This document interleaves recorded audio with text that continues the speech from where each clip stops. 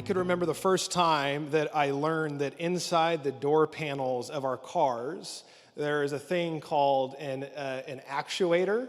And that is the thing that two of them, one actually controls the mechanism for your car door locking and unlocking. If there's a real mechanic in here, you can correct me afterwards. And then the other one is that when you roll down or up a window, there's just a tiny little mechanism in there that makes that possible. When the one with the window and or the door fails, the door doesn't lock or unlock anymore, but the window one specifically, your window just falls down. Has anyone ever had this happen before? There we go. Okay, yes. And I remember walking out the first time, my window's just down. Like I locked it, I left, and I come out, and I'm like, how did my window get rolled down? And I think it got broken into or whatever. And then I try to do the thing, and it doesn't go. And then I grab it, and it slides up, and I let go, and it just falls again. So I go to YouTube on how to fix this, and I'm cheap, so I order the non-OEM part. OEM would be like the original type. I go for the one that's about 70% of cost, also 70% of quality. And I'm out there one night. I do this late. I got YouTube set up, and you're inside your car door, which you have only a couple holes to get to. And so, you're awkward and you're reaching in there, and I'm watching the video of the guy doing it on the year and make of my car. And I have a flashlight, and I learned that I have the wrong size little wrench, and I need to go borrow one. And I ended up spending about 2.5 hours on just this little thing that looked, the video was 7 minutes long. So that'll tell you very quickly how easy this could actually be.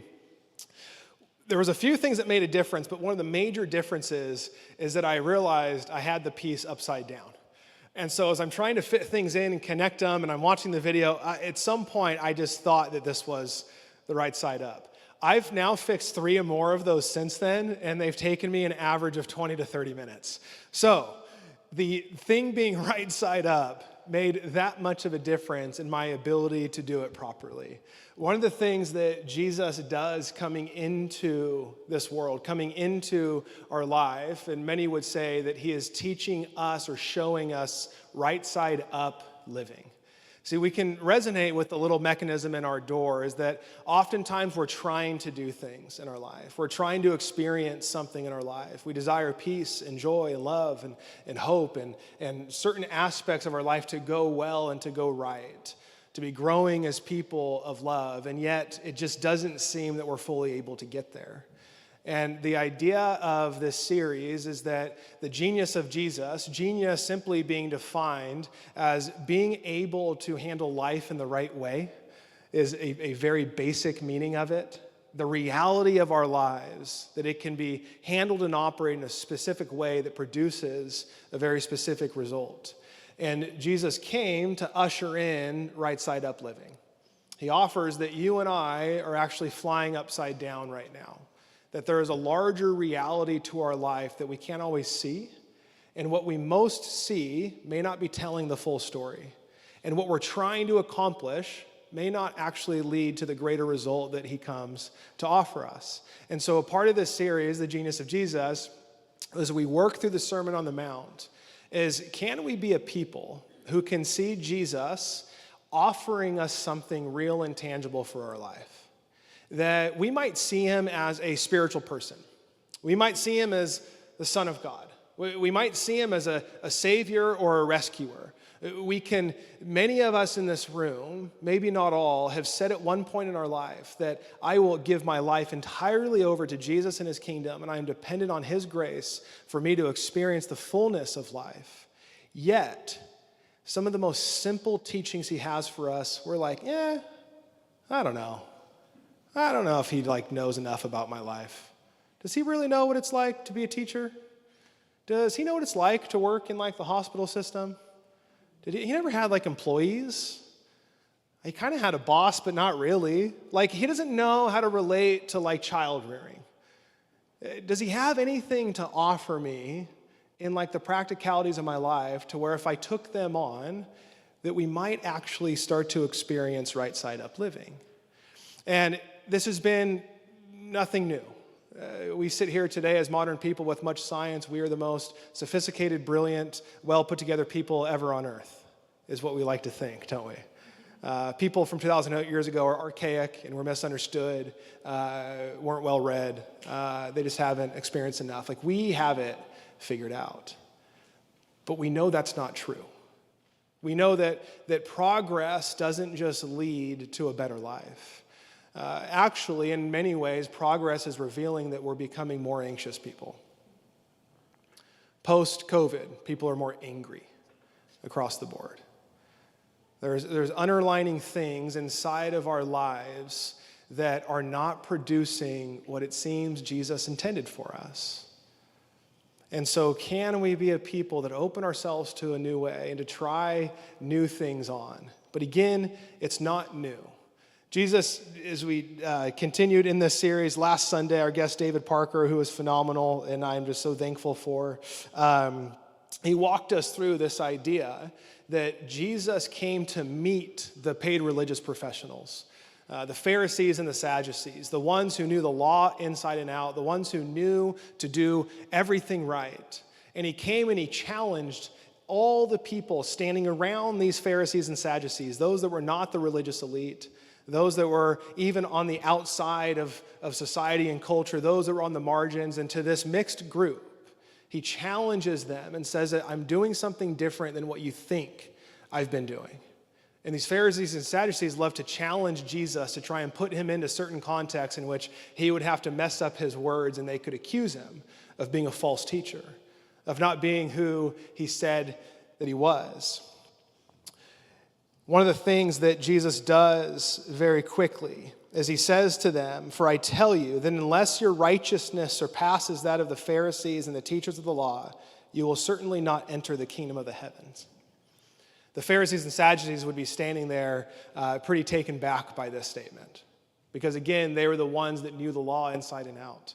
They were the ones that dictated who was in and who was out, who was doing it the right way and who was doing it the wrong way. They found themselves at the center, and Jesus came and he replaced himself at the center and he pushed them to the side and said, what you're after, there's something to it, but there might be something else more that you are missing. The Greek word here, diokosene, what that is about a person that makes him or her really great or really right or good. Another shorter way of saying it is true inner goodness. When Jesus uses this word righteousness, another word we might have for it that may be more contemporary, I think oftentimes pointing to Aristotle, would be virtue. That a person of virtue, a person of true inner goodness, he's saying that piece of our lives, that there's something there that will be surpassed over just following the rules, over doing everything right, over finding yourself at the center of what it means to live a good life. It's what that is about a person that makes him or her right, really right or good. They seem to be a person that's living from like true inner goodness. Does anyone come to mind when you hear that? When you think about true inner goodness? There just seems to be something different about them.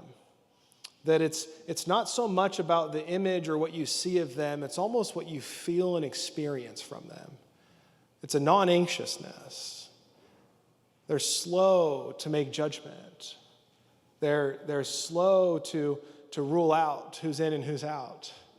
They're slow and they're patient in their life. They're gracious and kind. They seem to be generous with what they have. There's something inside of them that just seems attractive. This is a part of what he's saying here, that the righteousness, until that surpasses just doing the right things, muscling through life, trying to be on the right side of history in so many ways. There's something deeper.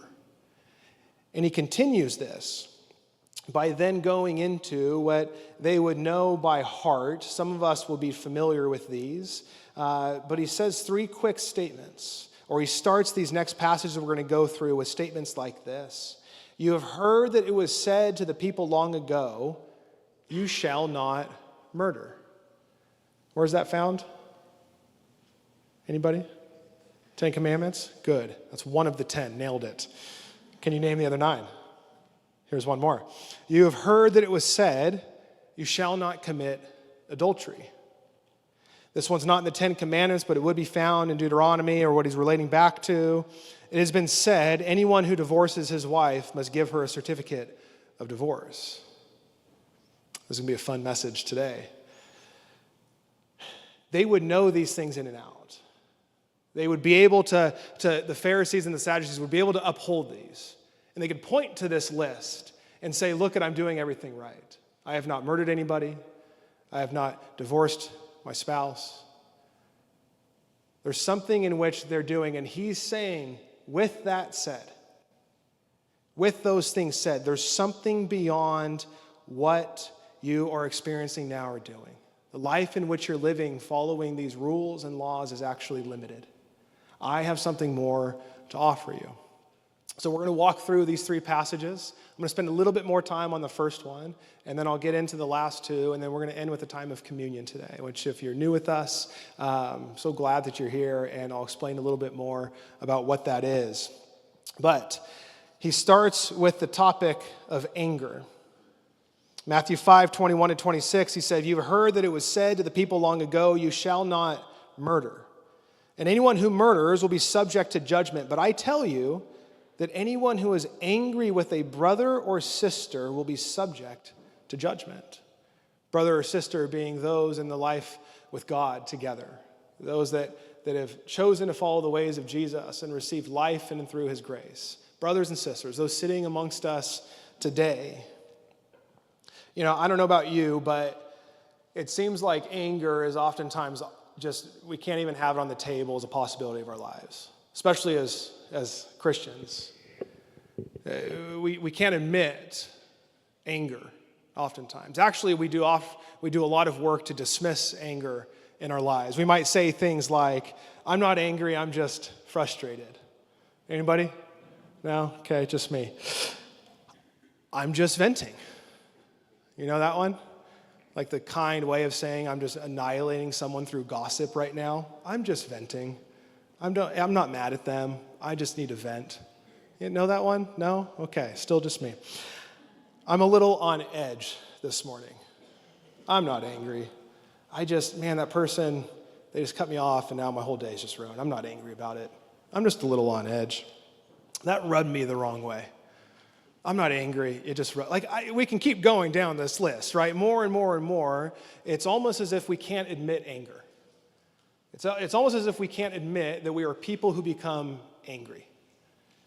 And I don't know exactly where that starts, but I would offer to you that throughout the scriptures, things are said around anger that would point to us needing to be people who are aware of and invite the anger that comes up inside of us.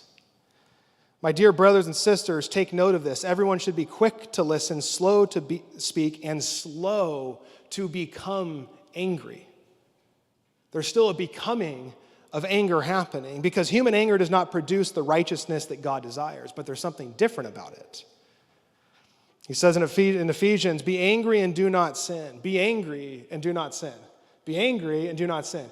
Become aware of the anger that is inside of you, yet don't let it lead to something else. Do not let the sun go down on your anger and give no opportunity to the devil. In the Psalms, going into the Old Testament, refrain from anger and give up your rage. Do not be agitated. It can only bring harm. Refrain from it.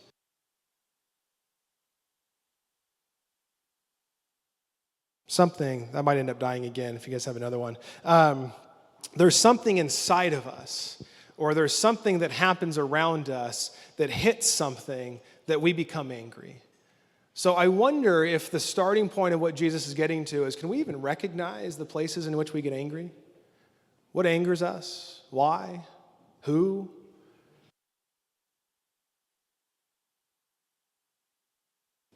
That this mic is making me angry right now. That it just happened. There's something about humanness in which we get angry. Can we start there?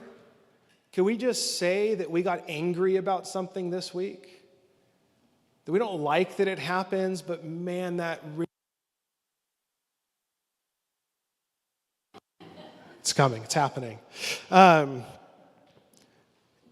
There's no reason for us to continue to suppress Now, what's worthy of paying attention to, thanks, dude. Thank you, guys.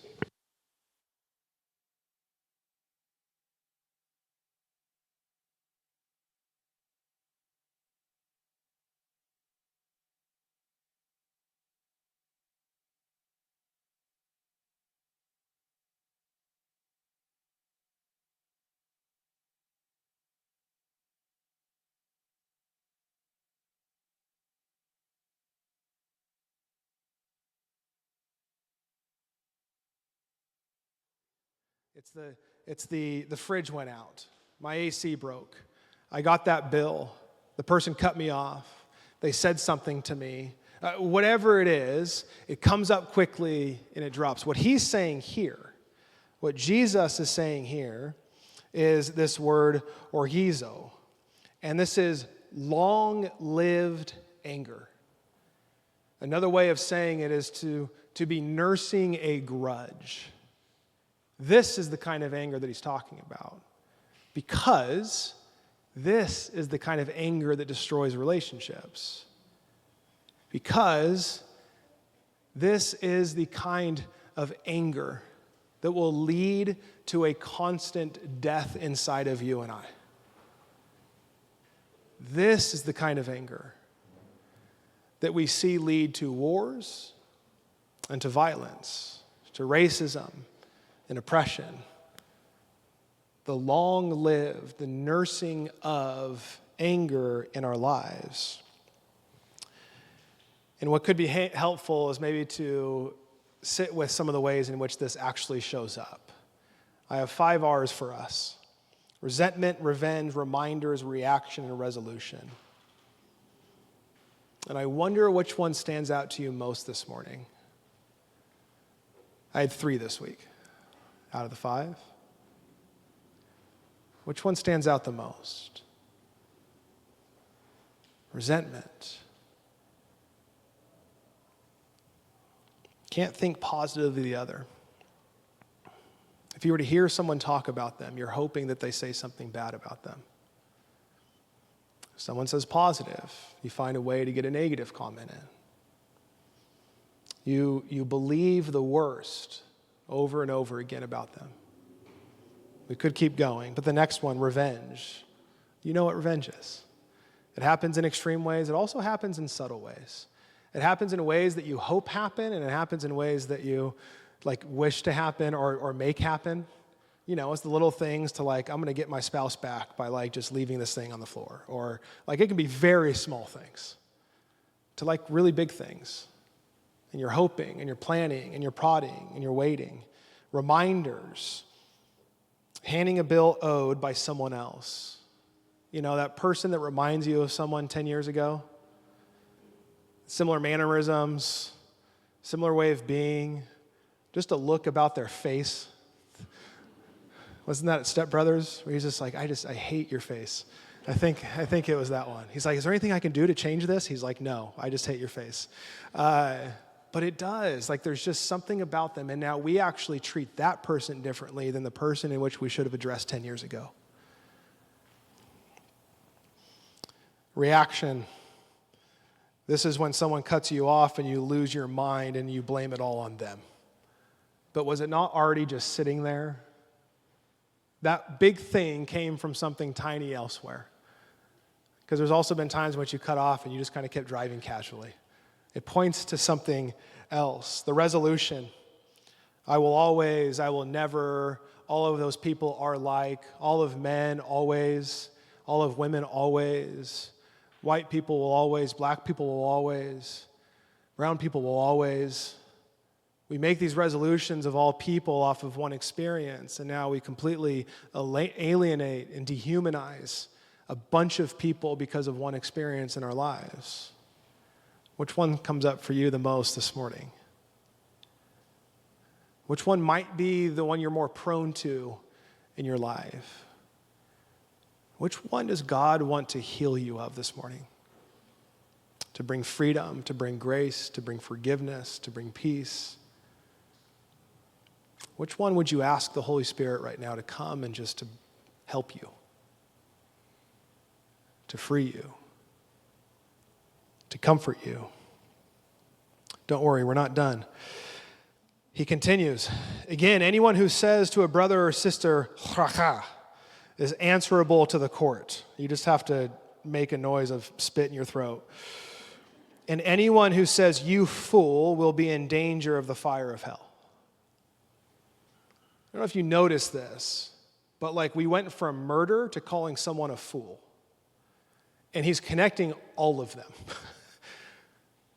So what the Pharisees and the Sadducees could get off and saying, they could be like, "Hey, look at me, I never murdered anybody." What if that was our bare minimum? Well, I didn't kill anybody today, so doing pretty good. Anybody today? Everyone doing pretty good? Yeah? Okay. Careful if you said no. I feel like I think I have to report that. But really, he's saying that it's not about surpassing these certain rites, rituals, and doing things the right way. He's saying there's something inside of you and I that he wants to deal with from the inside out, so that you and I could become people who experience the fullness of life in which he offers. This idea of chracha and "you fool" essentially leads to one more word. It's not an R, so I had to just add it later, but contempt. Contempt. Contempt. What he's saying is that we can get to a point, and that last sentence is messed up, the disregard, dehumanization of another, considering them worse. Or, if I remember how I wrote it, worthless. There it is. Worthless. That person is worthless. That person is cut off. That person has gone too far. Is this not cancel culture? Is it not easier just to cut things off? Because what this does is it keeps me in a place of superiority. And it robs the dignity of the other person. "You fool" would, in that language, I know we think about just kind of "you dumb person" or "you idiot" or whatever. Then, culturally, you essentially have no value or offering to this world. You are below everybody else. At some point, what he's pointing to is the undealt with, the nursing of anger in our lives will lead to us being people of contempt. That then puts us in a position of no relational repair when things go wrong. Because it's not if things will go wrong in relationships, it's when. Every single relationship that you're in. And when we get to that point, are we people of contempt? Or are we people who have become aware of why we're angry about things? He offers us a couple things here, very quick solutions. Therefore, because you're people of anger, because anger arises inside of you, and because you're now living inside of this kingdom ethic that says we're not going to participate with the rest of the world in which the ways in which eye for an eye and tooth for a tooth, because we're fostering something different as a church community, because we're living a more costly life that hurts to press into these things. Because of this, therefore, if you're offering your gift at the altar and then remember that your brother or sister has something against you, leave your gift in front of the altar. First go and be reconciled to them, then come and offer your gift. This is insane. Most people, whether they were going and offering where they're going and doing a religious offering once a year or multiple times a month, whatever the season of or whatever ritual it was, oftentimes they would travel for days. They would either bring their offering with them, which was a cost to have a calf, an animal, a lamb, a bird, whatever it was, or they purchase it once they arrive. They now get into a whole, what's the thing when not an ensemble, but people are doing a thing? There's just something happening with a bunch of people and you waited forever and you're in there and you finally get up and you're about to do your sacrifice and it's laying, or you're going to come up with it eventually. What was the word you said? Huh? No, you're kind of in a queue. I was still thinking of another word. But it's on the table and you did all this work and you're finally there and you're like, oh, can I just do this thing real quick? Can I do this religious ritual? But I got here. I can't go. I spent days. And then I'm going to go for days, and I'm going to come back, and the thing laying on the table, now someone else took that didn't pay for it, and now my thing's gone. I have to buy another one. I have to bring it. You can't do this. But is Jesus not one that uses hyperbole? He's drawing out really big things to say there's something in us that have a propensity towards religious activity, to doing things that might help us look a certain way, yet there's something deeper inside of us that we're not dealing with. And so even when we get to communion today, one of the invitations of communion is confession. That this could be a place that every time we come to the table of communion, when we look at Jesus' body being broken, resembled by the bread, and his blood being poured out, we're reminded that we are a people, first and foremost, forgiven so that we can be a people that forgive. That we, first and foremost, are a people that have lived by grace so that we can be a people of grace. That our relationship with God is motivated by his mercy and his love for us so that we can be a people that extend mercy and extend love. And so this reminds us of the areas that are broken in our life, especially with relationships. And it's a place in which we come to receive forgiveness over and over again so that we can continue to go and do that work. He goes on again, settle matters quickly with your adversary who has taken you to court. Do it while you are still together on the way, or your adversary may hand you over to the judge, and the judge may hand you over to the officer, and you may be thrown into prison. Truly, I tell you, you will not get out until you have paid the last penny. Do it quickly. Get to things quickly. You know the road this is going to lead to. Go as quickly as you can. Get to it early. So therefore, a person living from true inner goodness, when anger arises, will choose to get right with another as much as they are able. As much as they are able. You do not have full control over relationships. You have no ability to fully repair things. There's a part of us that does also need to realize that we live within broken relationships as ourselves and others and culture and society. There's something that is always against the right relationships that God has set out and intended in the first place. There are some things we may never get to on this side of heaven. And deal with the small things quickly. Can we be a people that choose to do some work to get right? And can we get to some of the small things quickly before they get bigger, before they get worse? And I don't know, I'll get to the next one. Oh, yeah, we're going to do great here. Good, guys. Lust and divorce is going to go real quick. I may have done this intentionally, so I didn't have to get to them. But anger, can we recognize it? He continues, he's not done yet. You've heard that it was said, you shall not commit adultery, but I tell you that anyone who looks at a woman lustfully has already committed adultery with her in his heart. Blepo, to look and to keep on looking. Can I say that you have attractions to people? Can I say that even when you're married, you still might have eyes that find attractiveness in other people? Is that okay to say? Again, you just suppress this thing that's just natural, and I would offer that that's the dangerous thing to do, because then we actually don't face the reality of our lives.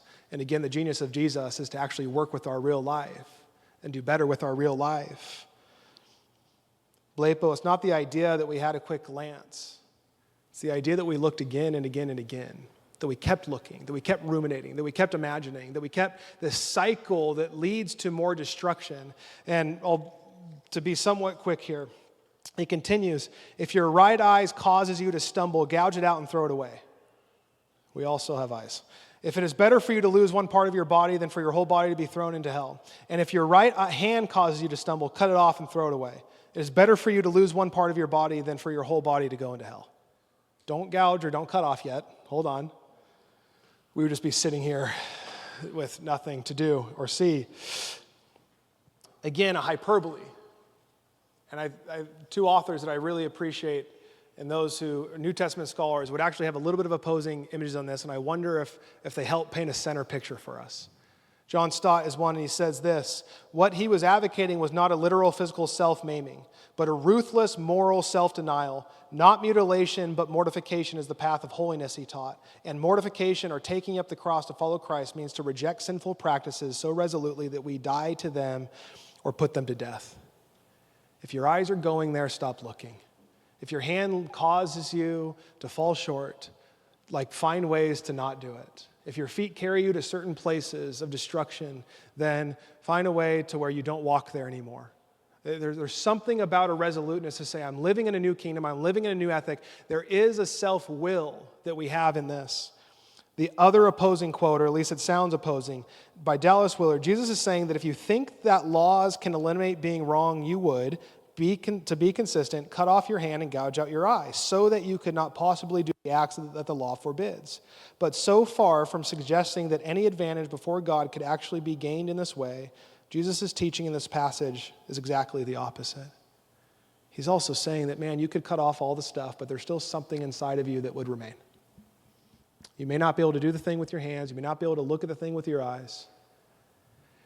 What he's getting to, a major part of this idea of lust, and it's not just towards men, but he is speaking directly to men. When we look too long, when we ruminate, when we imagine, when we keep going, we are objectifying the other person. When we're on the explicit website, we are objectifying the other person. When we are wanting something that is not ours, we are objectifying the other person. There's a dehumanization happening in and through lust. A person living from true inner goodness, when lust arises, will work to resist the objectification of others while also receiving the grace needed to change. The team's going to start strumming on this one because I'll go quickly. And said, divorces his wife must give her a certificate of divorce. But I tell you that anyone who divorces his wife, except for sexual immorality, makes her the victim of adultery. And anyone who marries a divorced woman commits adultery. Now, pastorally, I think there's real lives in here that have experienced divorce in our church. And we can't draw all things about marriage and divorce from one passage. But if we deal specifically with this one, we step into the historical context. A major part of what he's doing is he's cutting through the challenge from the Pharisees and the Sadducees to decide, does Jesus sit on one side of our modern day teaching? And there would be two rabbis specifically who were trying to make sense of marriage and make sense of what it means to divorce, going all the way back to Deuteronomy. Again, a law to be upheld. And you had Rabbi Hillel and you have Rabbi Shammai. And Shammai, he was the one that was a little bit more conservative, meaning that there was an indecency, an act of immorality, and that was a cause for divorce. You were let out of that. Now, he would have a little bit of a broader understanding of that. Hillel would actually say any cause. He would interpret this passage in Deuteronomy, and he would say, if your wife burns the toast, you can divorce. If you find someone more attractive, you can divorce. As long as you hand them the pink slip. As long as you hand over the certificate that says this person is divorced. Now, what he says, though, that this idea that it would make the woman a victim of adultery, and if anyone married her again, would commit adultery, what he's saying is that in the eyes of God, that was not a divorce. You've actually divorced outside of the intent of marriage, and therefore, anyone who marries her would be marrying someone that's still married to the man. And what you're doing is you're putting a woman in a place to where now she has to choose adultery because of your inability to live up to the covenant of marriage in the way in which he set it out. So Jesus actually doesn't answer their question of starting with divorce. Who can get divorced? And they're trying to, again, pin him in. And he goes deeper and he goes broader. And what he changes is he actually starts with the original intent of marriage. He goes back to the original design. He goes back to Genesis. He goes back to a way in which God set things to be right and true. He starts there. And then he says, men, you have a higher duty, a higher call in marriage than what the culture is saying and what you can get away with for divorce. Because what you're doing is you're dehumanizing the woman. You're objectifying the woman. This is not the way forward in the kingdom of God. For us, as a church at large, divorce rates are just as high as though I was outside the church. And what I'm never saying is that everyone needs to stay in a marriage. There are real things that Jesus gets to around immorality, around abuse. There are people who have gotten out of marriages for very good reasons. There are also cultural norms that we are very open to that makes it a quicker quit. And what we're doing is we're adopting a different way of marriage than the way in which God intended it. And this is hard. And this is wonky. And this is broken. And this is why we need grace. Because we're all trying to navigate this humanity of our lives. We're trying to navigate anger and lust and relationships that in this day, marriages were 10 to 15 years. Today, we have people that are going 40, 50 years in marriage. That is hard. Hard.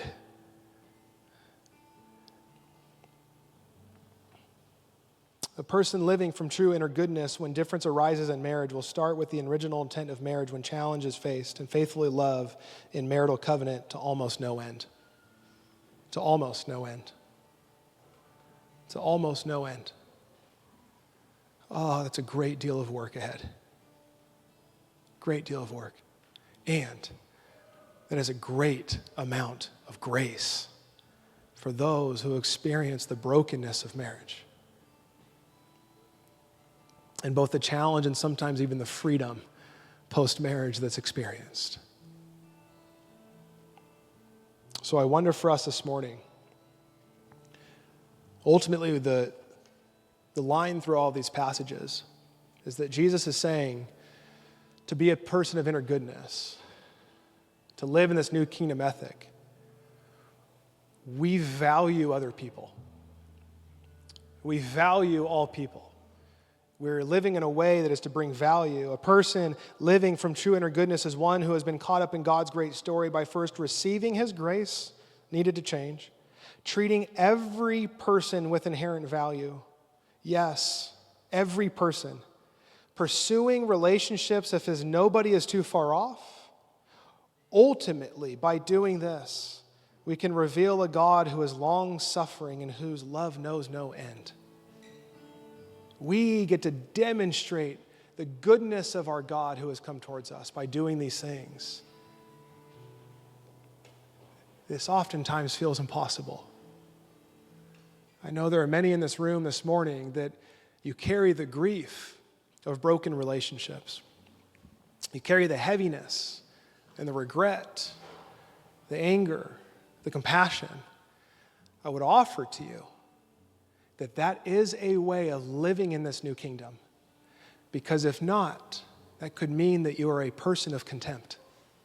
Whatever. They're below everything else. They're not worthy of my thought, my grief, my care. Why don't we stand together? I'm going to invite us into a time of communion. And I'm just going to read this quote. This is not a Christian author, but I think a lot of what she writes on can help us understand actually a kingdom ethic in this time and in our culture, especially with the prevalence of cancel culture, especially with the prevalence of how quick we are to put titles and put people in boxes and just try to make sense of hard things by simplifying it, even oversimplifying it. She says this: community is where people are challenged to face themselves, to grow, and to be accountable to others. Without community, there is no reality check, no challenge to the stories we tell ourselves about what happened. This thing we're doing can hurt. It can hurt because we run into ourselves when we're with other people, especially those different than us. But is that not why you go to the gym? To experience a little bit of pain so that you can grow. This is a part of it. It's to be a people whose capacity and resilience is growing so that we can continue to live in this kingdom ethic, so that you and I can become more good and beautiful and kind, so that we can surpass the righteousness of the Pharisees and the Sadducees, so that we can live from an inner place of a good life.